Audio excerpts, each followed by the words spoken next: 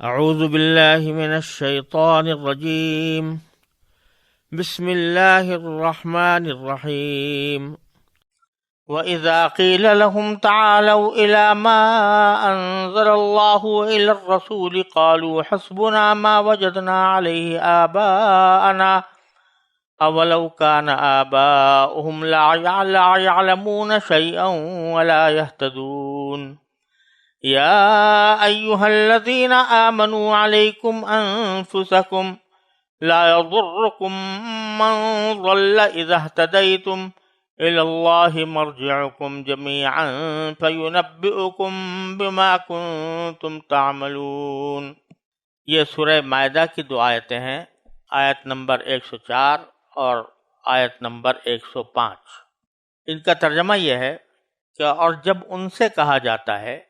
یعنی کافروں سے کہا جاتا ہے کہ اللہ نے جو کلام نازل کیا ہے اس کی طرف اور رسول کی طرف آؤ، تو وہ کہتے ہیں کہ ہم نے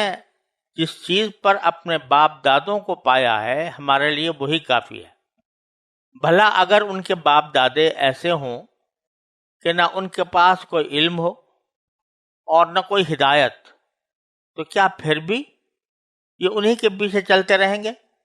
اے ایمان والو، تم اپنی فکر کرو، اگر تم صحیح راستے پر ہوگے تو جو لوگ گمراہ ہیں وہ تمہیں کوئی نقصان نہیں پہنچا سکتے۔ اللہ ہی کی طرف تم سب کو لوٹ کر جانا ہے، اس وقت وہ تمہیں بتائے گا کہ تم کیا عمل کرتے رہے ہو۔ ان دو آیتوں میں سے پہلی آیت میں اللہ تبارک و تعالی نے مشرکین کا ایک رویہ بیان فرمایا ہے، جس کا ذکر اور بھی قرآن کریم میں کئی جگہ آیا ہے اور پیچھے سورہ بقرہ میں بھی گزر چکا ہے۔ وہ یہ کہ جب ان سے کہا جاتا ہے کہ شرک اور بت پرستی جو تم نے شروع کر رکھی ہے، اور پیچھے جو ذکر تھا کہ انہوں نے بہت سے جانوروں کے کچھ نام رکھے ہوئے تھے اور ان کو بتوں کے نام پر چھوڑ دیا کرتے تھے، تو جب ان سے کہا جاتا ہے کہ اس کے بجائے تم اس بات کی طرف آؤ جو اللہ اور اس کے رسول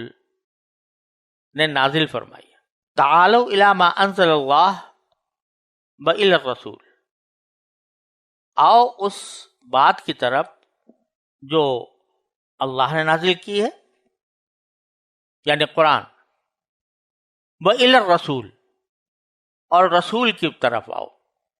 تو اس کے جواب میں وہ یہ کہتے ہیں کہ حسبنا ما وجدنا علیہ آباءنا، ہم نے جس طریقے پر اپنے باپ دادوں کو پایا ہے ہمارے لیے وہی کافی ہے۔ یہاں ذرا غور کرنے کی بات یہ ہے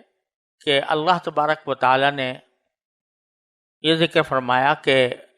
کافروں کو جب دعوت دی جاتی ہے تو دو چیزوں کی دعوت دی جاتی ہے۔ ایک یہ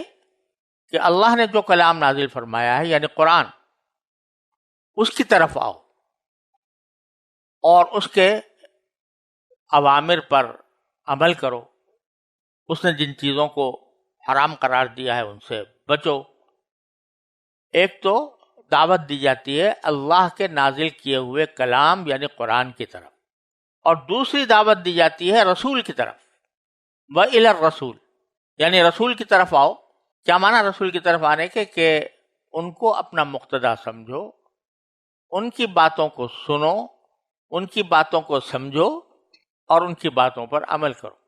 اس سے پتہ چل رہا ہے کہ قرآن کے اسلام ان دو چیزوں سے عبارت ہے، ایک اللہ کا نازل کیا ہوا کلام اور ایک رسول کریم سرور دو عالم صلی اللہ علیہ وسلم کے ارشادات اور آپ کا عمل، جس کو حدیث یا سنت سے تعبیر کیا جاتا ہے۔ اگر صرف قرآن ہی پر ایمان لانا کافی ہوتا اور رسول صلی اللہ علیہ وسلم کے ارشادات پر عمل کرنا ضروری نہ ہوتا، تو پھر یہ دو چیزیں الگ ذکر کرنے کی کیا ضرورت تھی کہ ما انزل اللہ وإلی الرسول۔ تو یہاں اللہ تبارک و تعالی نے دونوں چیزوں کی طرف دعوت دی ہے کہ اللہ کے کلام کو بھی تسلیم کرو اور رسول کریم سرور دو عالم صلی اللہ علیہ وسلم کی تعلیمات اور ارشادات کو بھی تسلیم کرو، ان کی طرف آؤ۔ لہذا جو لوگ یہ کہتے ہیں کہ بس ہمارے لیے قرآن کافی ہے، اور احادیث کی اہمیت سے انکار کرتے ہیں یا اس کو حجت نہیں مانتے، ان کے لیے یہ آیت کریمہ ایک واضح پیغام دے رہی ہے کہ خدا کے بندو، جو کچھ ہم نے نازل کیا وہ تو ہے ہی قابل اتباع، لیکن ہم نے اس کے ساتھ ایک رسول بھی بھیجا ہے، اور وہ رسول اس لیے بھیجا ہے تاکہ وہ تمہیں زندگی کے اندر رہنمائی عطا فرمائے۔ تو اس کی باتیں بھی حجت ہیں اور اس کے اعمال بھی حجت ہیں، اس کی دی ہوئی تعلیم و تربیت بھی حجت ہے، اس کو تم اللہ کے نازل کیے ہوئے کلام سے الگ نہیں کر سکتے۔ اس لیے فرمایا تعالوا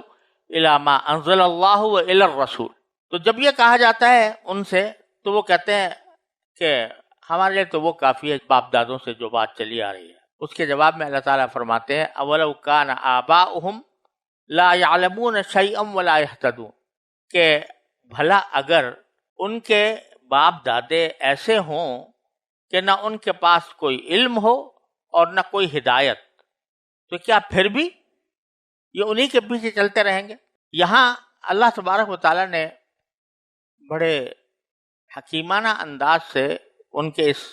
بات کا جواب دیا ہے۔ جب وہ یہ کہہ رہے تھے کہ ہم تو اپنے باپ دادوں کے پیچھے چلیں گے اور اس کے علاوہ ہمیں کوئی اور چیز نہیں چاہیے، تو جواب میں یہ بھی کہا جا سکتا تھا کہ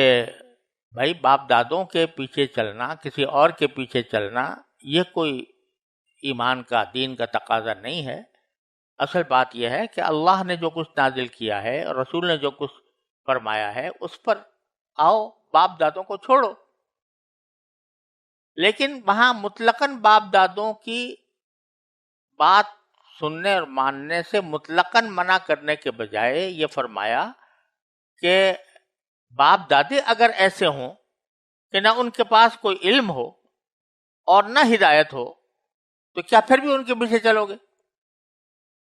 اس سے اشارہ اس طرف فرما دیا گیا کہ کسی بڑے کو اپنا مقتدا ماننے میں کوئی بذات خود کوئی خرابی نہیں ہے، اگر وہ بڑا اللہ اور اس کے رسول صلی اللہ علیہ وسلم کے احکام کی تشریح کرتا ہو، اس کے پاس علم ہو، قرآن کا علم ہو، اللہ کی کتاب کا علم ہو، نبی کریم صلی اللہ علیہ وسلم کے ارشادات کا علم ہو، اور